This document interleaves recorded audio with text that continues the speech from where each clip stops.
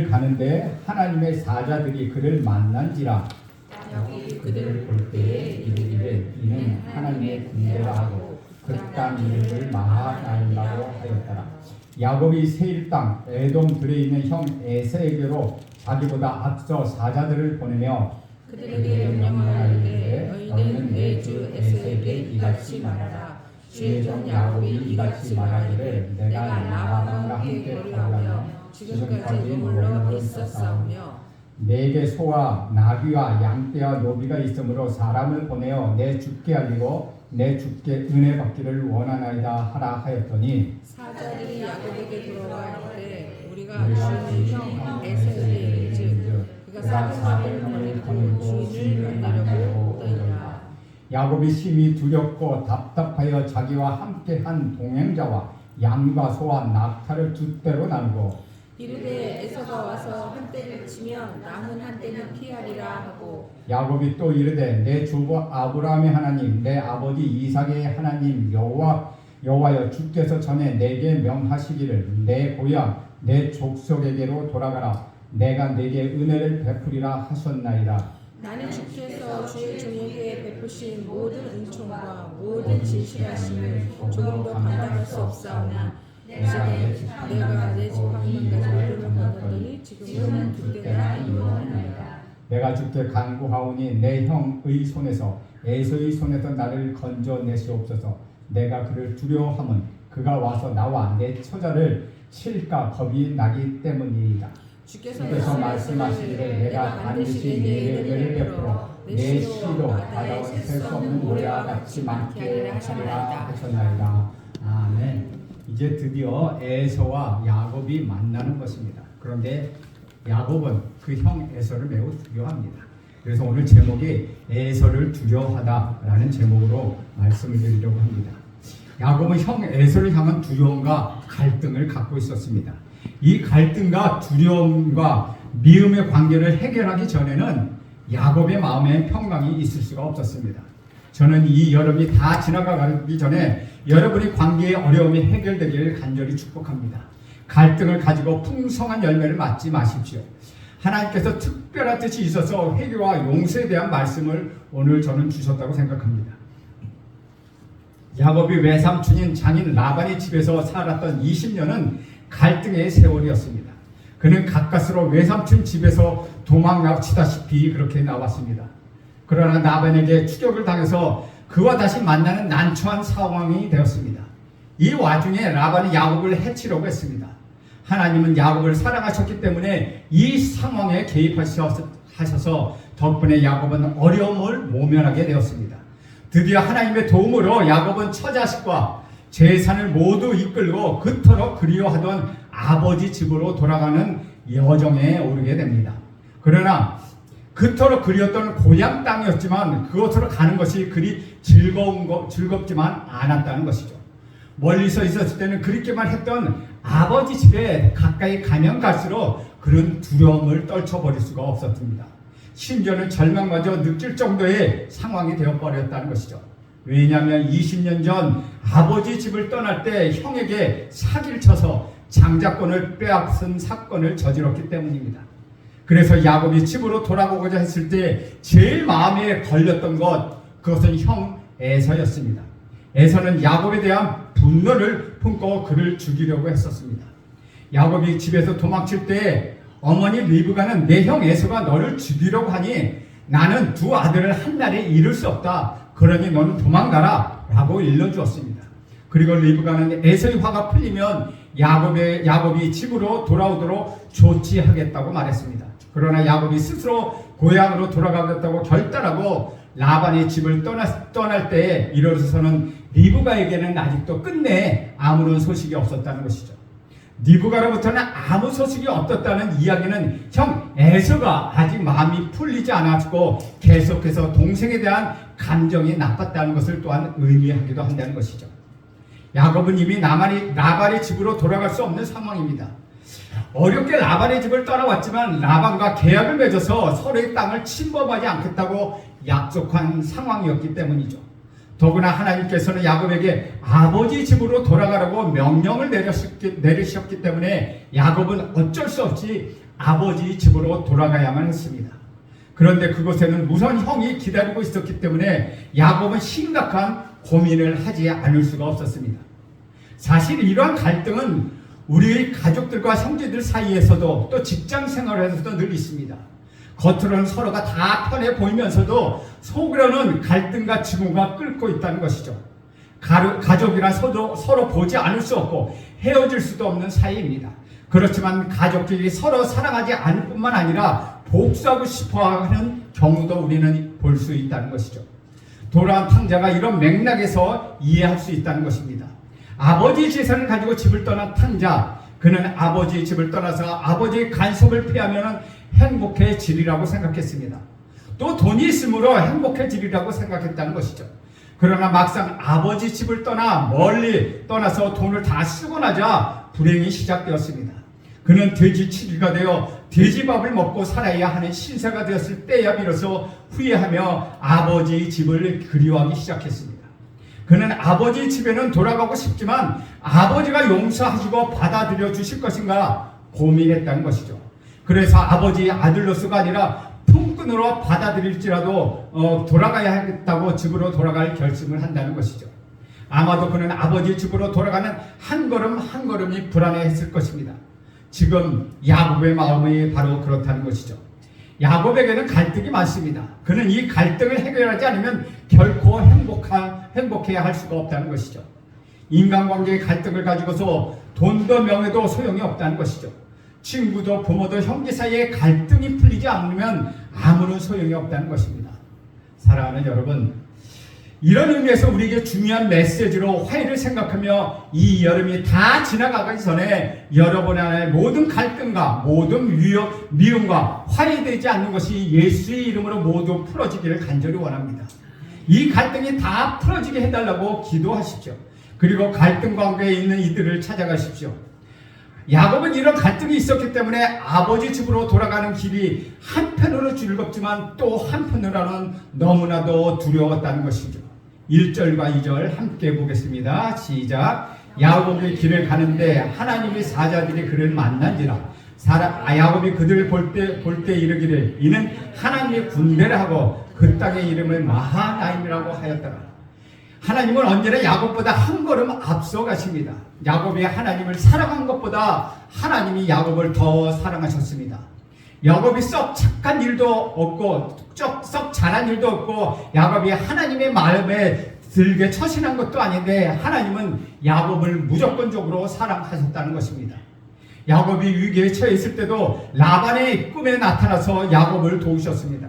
그리고 에서를 만날 야곱의 두려움을 아시기에 천사를 먼저 보내셔서 동행하게 하셨습니다. 야곱은 복을 받은 사람입니다. 여러분도 복을 받은 사람들입니다. 우리가 하나님의 마음에 차지 않아도 하나님은 여러분을 너무나도 사랑하십니다. 그래서 그분은 조건 없는 사랑으로 여러분을 사랑하시기에 여러분 그분의 사랑에 감사를 드리십시오. 야곱은 하나님의 군대를 만났는데 너무나도 이상적인 만남이면서 그곳에 이름을 마하나임이라고 이름을 붙였습니다. 마하나임은 하나님의 큰 무리를 하나님의 군대들이라는 뜻을 담고 있습니다. 그것은 하나님이 야곱과 함께 하신다는 증거이고 또한 그의 결과였다는 것이죠. 하나님이 야곱에게 그것을 보여주신 것입니다. 야곱이 봤던 수많은 천사들, 그 천사들을 본 것이 야곱에 있어서 처음 있는 일이었습니까? 이전에 이와 비슷한 일이 있지 않았습니까? 어디서 그런 일이 있었습니까? 혼자 집을 떠나 한 번도 가본 적이 없는 곳으로 가고 있었던 야곱, 두려워하고 있었던 야곱에게 수많은 천사들이 나타났습니다. 그것이 어디입니까? 바로 베델입니다. 지금 창세기 저자는 마하나임과 베델을 연결시키고 있습니다. 특별히 1절에서 하나님의 사자들이라고 기록되어 있는데 이와 똑같은 표현이 구약에서 베델의 사건에만 나온다는 것이죠. 구약의 천사들이 기록할 때 흔히 하나님의 여호와의 사자로 들불교는 하나님의 사자로 기록합니다. 그런데 복수 형태로 하나님의 사자들이라고 나오는 것은 마하나임과 베델 이 두 사건뿐이라는 것입니다. 여기서 무엇을 말하고자 하는 것입니까? 하나님이 야곱에게 약속하셨던 그 약속이 이루어졌고 또 계속 이루어지고 있다는 것을 말씀하고 있다는 것이죠. 하나님이 하신 약속은 하나님이 끝까지 야곱을 지켜주시겠다는 것입니다. 천사들은 야곱과 하나님의 약속대로 고향을 갈 때까지 야곱과 동행하게 됩니다. 야곱은 형 에서와 화해하기를 원합니다. 어떻게 화해를 이루어질 것인가 그는 고민하고 있습니다. 용서할 수 없는 사람, 화해할 수 없는 관계의 화해와 용서가 이루어지는 과정을 야곱을 통해서 우리는 발견할 수 있습니다. 화해와 용서의 첫 단계는 무엇입니까? 바로 기도입니다. 생각하면 사람이 움직이지만 기도하면 하나님이 움직이게 되어 있습니다. 특별히 인간관계에 있어서 어떤 수를 쓰거나 온갖 인간적인 방법을 사용하면 관계가 다 깨어지고 어려워질 때가 있습니다. 인간적인 방법으로 인간의 관계는 돌아서지 않습니다. 인간관계는 하나님이 풀어줄 수 있다는 것입니다. 야곱은 하나님께서 이렇게 어려울 때를 맞이하여 기도했다는 것이죠. 그때 하나님께서 천사를 보내주셨다는 사실을 발견하게 됩니다. 여러분, 어떤 분과 어느 것들 화해하든지 먼저 기도하고 시작하십시오. 3절에서 5절 말씀 함께 읽겠습니다. 시작. 야곱이 세일 땅 에돔들에 있는 형 에서에게로 자기보다 앞서 사자들을 보내며 그들에게 명령하여 이르되 너희는 내 주 에서에게 이같이 말하라. 주의 종 야곱이 이같이 말하기를 내가 라반과 함께 거류하며 지금까지 머물러 있었사오며 내게 소와 나귀와 양떼와 노비가 있으므로 사람을 보내어 내 주께 알리고 내 주께 은혜 받기를 원하나이다 하라 하였더니 기도보다 앞선 것이 있으면 절대 안 됩니다. 인간의 생각과 의지는 기도보다 앞서면 모든 일은 깨어지게 되어 있습니다. 기도는 충분히 그리고 깊이 할수록 좋습니다. 기도하면 하나님이 감동하고 하나님이 움직이기 시작합니다. 두 번째 단계는 직접 화해를 요청하는 것입니다. 야곱은 화해의 메신저를 보냅니다. 상처를 준 자에게 상처를 준 자가 상처받은 자에게 먼저 화해를 신청하는 법입니다. 대부분의 많은 사람들이 갈등을 있는 상태에서 내가 먼저 이야기하면 나도 이야기하겠다. 내가 먼저 화해하면 나도 화해하겠다라고 말합니다. 자신이 먼저 화해를 청하지 않겠다고 생각합니다. 용서와 화해의 제일 큰 방해자는 바로 우리의 자존심입니다. 자존심을 무너뜨리면 화해는 쉽게 이루어집니다. 아브라함과 롯의 경우가 그랬다는 것이죠. 아브라함은 롯과 갈등이 일어날 때 먼저 찾아가서 화해를 청했다는 것입니다. 주 안에서 사랑하는 여러분, 저는 여러분이 적극성을 갖길 간절히 원합니다. 나이 많은 사람이 윗사람이 아니라 먼저 사과하고 화해를 청하는 사람이 윗사람입니다. 적극성을 띤 사람이 문제의 해결자가 되는 것입니다. 사과를 하는 사람은 복을 받은 사람입니다. 저는 여러분이 먼저 사과하는 사람 되기를 간절히 바랍니다. 적극적으로 문제를 해결하는 행동과 의지를 발휘하는 그런 적극적인 사람이 되기를 간절히 바랍니다. 야곱은 에서와의 문제에 있어서 머뭇거리지 않고 사람을 내세워서 화해의 메시지를 전달합니다. 그가 메신저에게 전한 말을 살펴보면 야곱은 에서에게 내 주라고 말할 정도로 따뜻한 아주 깍듯한 예의를 갖춥니다. 야곱과 에서는 쌍둥이 형제관계로 누가 윗사람이라고 할 수 없었지만 야곱은 에서에게 최대한의 예우를 갖춥니다. 믿음의 동역자 여러분, 대부분 인간관계는 교만에서 비롯되는 것입니다. 하나님은 교만한 자를 물리치시고 겸손한 자에게 은혜를 더해 주신다고 말씀하십니다. 겸손보다 더 위대한 전략과 더 위대한 힘은 없습니다. 겸손보다 더 큰 정책은 없습니다. 겸손한 자는 어느 누구도 믿게 보지 않습니다. 자신보다 나이 어린 사람이나 지위가 낮은 사람에게 겸손한 태도로 다가가면 상대방은 마음을 열고 받아들이기 마련입니다.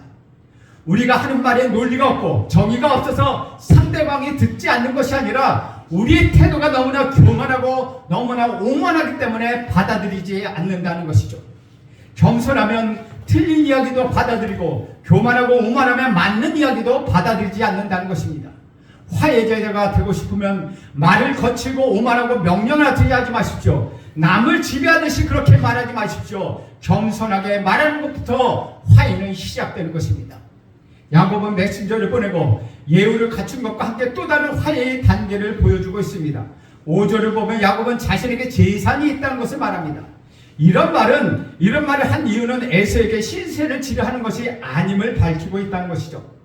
많은 경우 화해가 되지 않는 이유는 신세를 지는 태도를 갖기 때문입니다. 그래서 관계의 어려움이 해결되지 않습니다. 화해를 한 뒤에 어떤 욕을 받게 되기 때문에 순수하게 화해를 받아들이지 않으려고 하는 경향이 있다는 것이죠. 사랑이 받아들여지지 않는 이유도 바로 그 사랑이 순수하지 않기 때문이라는 것입니다. 그래서 야곱은 자신의 재산이 많으므로 형에게 신세지지 않을 것이라는 사실을 알려주고 있습니다. 화해하고 싶을 때에는 어떤 현실적인 요구를 하지 마십시오. 화해는 순수하게 화해해야 한다는 것입니다. 푸는 것은 조건 없이 풀어야 한다는 것이죠. 이것이 바로 관계의 회복입니다. 그렇게 하고 야곱은 에서에게 은혜 받기를 원한다고 말합니다. 6절 말씀 함께 보겠습니다. 시작. 사자들이 야곱에게 돌아와 이르되 우리가 주인의 형 에서에게 이른즉 그가 400명을 거느리고 주인을 만나려고 오더이다. 불안한 소식이 들려옵니다. 화해를 신청하러 사람을 보냈더니 에서가 400명의 사람을 거느리고 야곱을 만나러 온다는 정갈입니다. 그런데 6절에 보면 400명을 사람을 데리고 오는 에서가 환영하러 오는 환영하러 오는 것인지 또는 싸우러 오는 것인지 어떤 묘사도 없다는 것이죠. 분명하지 못한 메시지를 듣자 야곱은 제발이 저려 에서가 자기를 죽이려 온다고 생각하며 두려워하기 시작했습니다. 야곱은 순간적으로 마음이 흔들립니다. 그래서 순식간에 자기를 지켜야 하겠다는 생각을 하고 자기 재산을 두 갈래로 나눠서 에서의 공격에서 반이라도 남아 살아보려고 계산했다는 것입니다. 이것이 바로 야곱이라는 것이죠. 7절과 8절 말씀 함께 있습니다. 시작. 야곱이 심히 두렵고 답답하여 자기와 함께한 동행자와 양과 소와 낙타를 두 떼로 나누고 이르되 에서가 와서 한 떼를 치면 남은 한 떼는 피하리라 하고, 야곱은 아주 주도 면밀하게 대처합니다. 만약의 사태를 대비하기 위함입니다. 이것은 야곱이 극도로 불안해하고 있다는 상태를 보여주고 있습니다. 야곱은 두려움이 지나쳐서 절망감에 빠져 죽을 정도라는 것이죠. 야곱은 에서의 마음을 사기 위하여 선물을 보냅니다. 선물로 사람의 마음을 사고자 했습니다. 그것도 부족하게 느껴서 자식하고 부인을 보냅니다. 부인을 보낼 때도 몸종 출신인 부인부터 보내고 다음에는 레아를 보내고 마지막으로 사랑하는 여자 라헬을 마지막으로 보냅니다. 그리고 자기는 가지 않습니다. 이것이 바로 야곱이라는 것이죠. 그는 부인은 죽어도 자기는 죽지 않겠다는 극도의 이기적인 사람이었습니다. 그는 자기만을 믿었습니다. 그래서 그는 이런 위급한 상황이 닥쳐서라도 비로소 하나님께 진지하게 기도합니다. 사람은 급하면 하나님을 찾습니다. 인간의 절망은 하나님에 대한 발견으로 이어집니다. 마음이 가난해야 하나님을 찾는다는 것이죠. 인간적인 방법과 의지가 모두 소용이 없을 때 하나님을 찾고 매달리게 된다는 것입니다.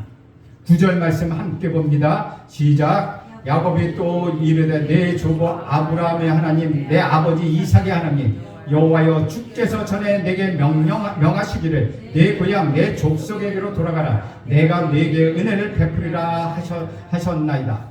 야곱의 기도는 순수합니다. 우리는 처음으로 야곱의 순수한 모습을 보게 됩니다. 야곱은 기도 중에 자신의 할아버지까지 들먹입니다. 내 조부 아브라함의 하나님 내 아버지 이삭의 하나님이라고 말합니다.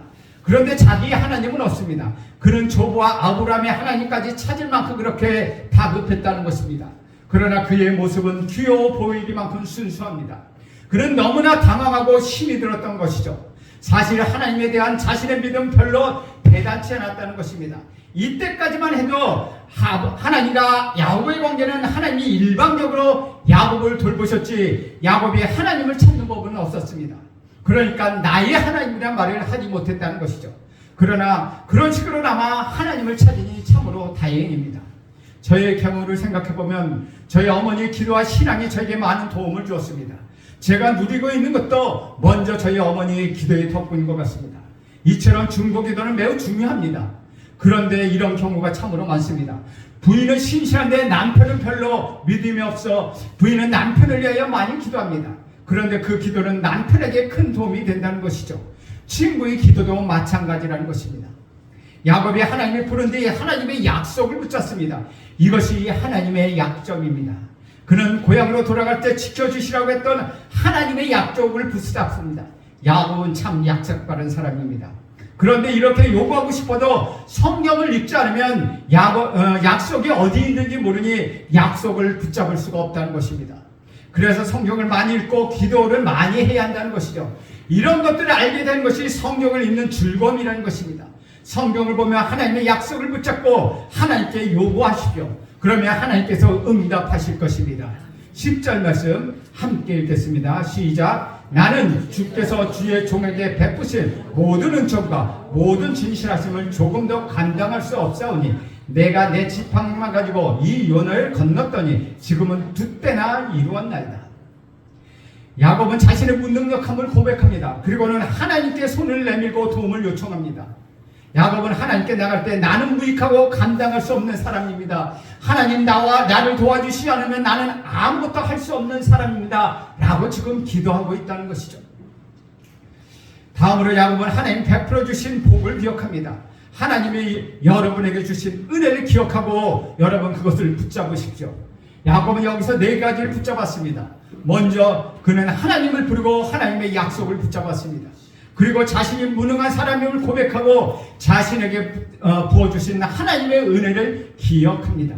11절 말씀 함께 있습니다. 시작. 내가 주께 간구하오니 내 형의 손에서 에서의 손에서 나를 건져내시옵소서. 내가 그를 두려워함은 그가 와서 나와 내 처자들을 칠까 겁이 나기 때문이니라.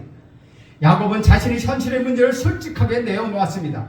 형이 나를 죽이고 처자식을 빼앗아가면 나는 어떻게 합니까? 라며 자신이 두려워하는 현실을 그대로 이야기합니다. 야곱은 자신의 솔직한 마음을 아뢰며 하나님의 도움을 구하고 있습니다. 에서에 대한 두려움을 고백하며 에서의 손에서 건져주기를 간절히 구합니다. 자신의 현실과 상황을 솔직하게 고백하는 것이 기도의 중요한 요소라는 것이죠.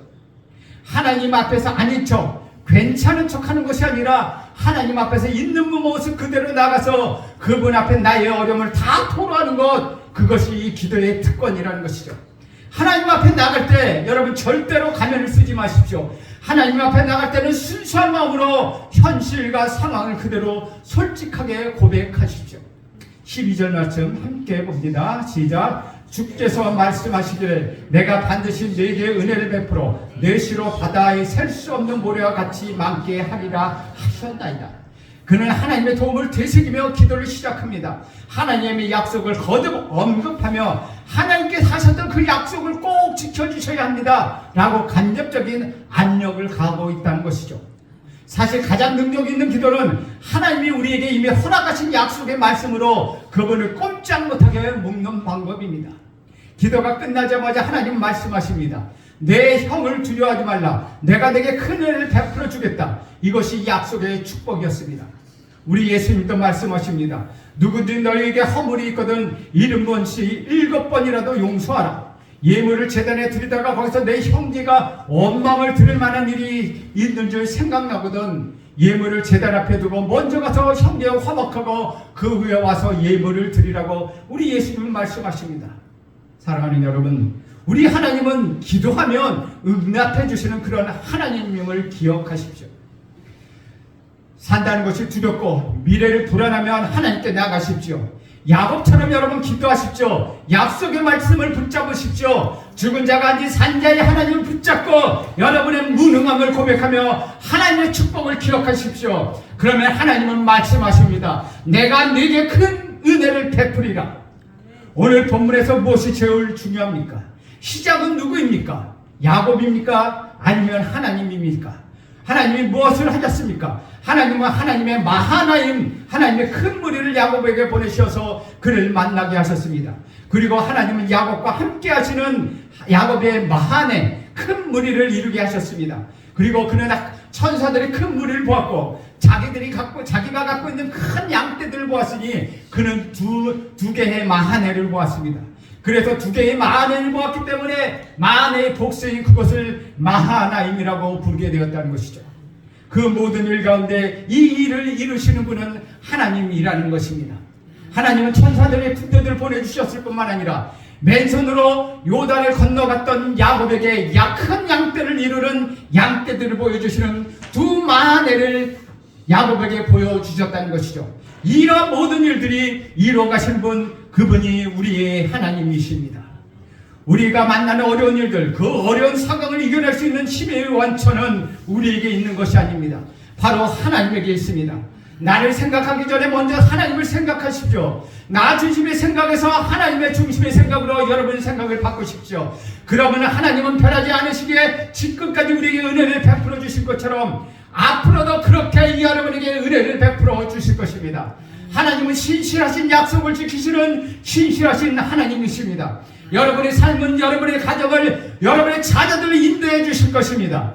여러분 안에 어떤 어려움이 있다 하더라도 그 어려움은 우리 주님 안에서 이겨내게 하실 것입니다. 하나님의 약속은 반드시 이루어질 것입니다. 그러므로 하나님의 하나님의 무리와 천사들과 함께 하시는 하나님, 그 하나님을 붙잡고 올 일주일도 승리하는 여러분 되시를 간절히 소원드립니다. 기도하겠습니다. 하나님 아버지, 우리에게 하늘의 은혜를 베풀어 주시어서 화해를 하도록 도와주옵소서. 예수님의 이름으로 기도합니다. 아멘. 찬송가 384장 합니다.